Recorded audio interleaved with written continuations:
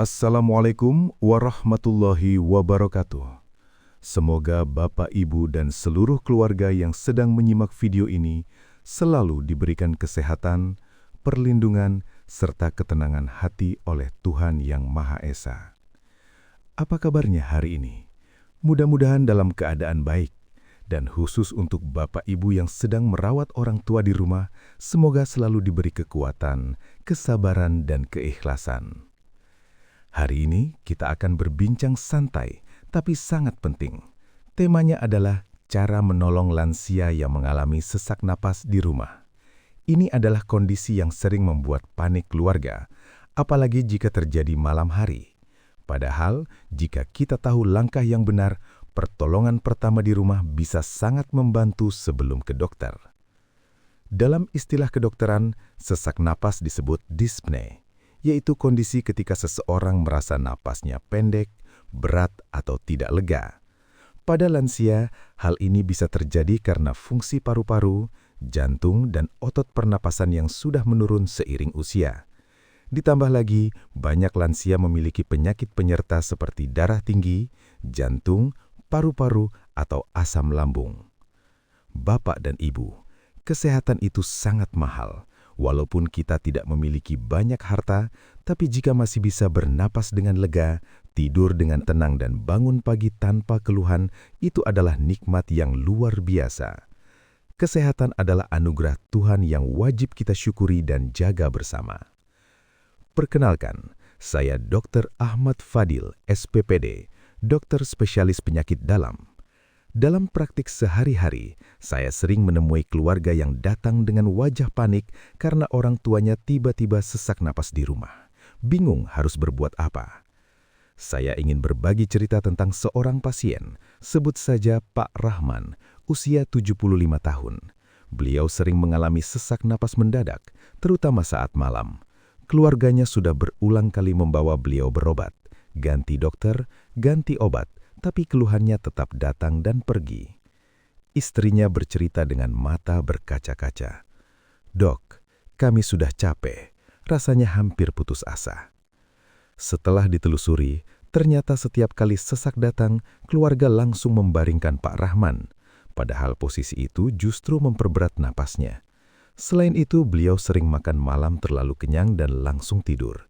Setelah keluarga diajarkan cara menolong sesak napas di rumah, mengatur posisi, pernapasan, dan pola makan, alhamdulillah keluhan beliau jauh berkurang. Sebelum kita lanjut lebih jauh, saya ingin menyapa dulu. Silahkan tuliskan di kolom komentar Bapak dan Ibu menonton dari kota atau daerah mana. Semoga kita bisa saling mendoakan agar selalu diberi kesehatan. Sekarang kita bahas bersama, apa saja penyebab umum sesak napas pada lansia? Yang pertama, penyakit jantung, terutama gagal jantung, di mana cairan menumpuk di paru-paru saat berbaring. Yang kedua, penyakit paru-paru, seperti asma, bronkitis kronis, atau paru obstruktif kronis. Yang ketiga, asam lambung naik yang menekan dada dan saluran napas. Yang keempat, anemia atau kurang darah, sehingga oksigen tidak tersalurkan dengan baik.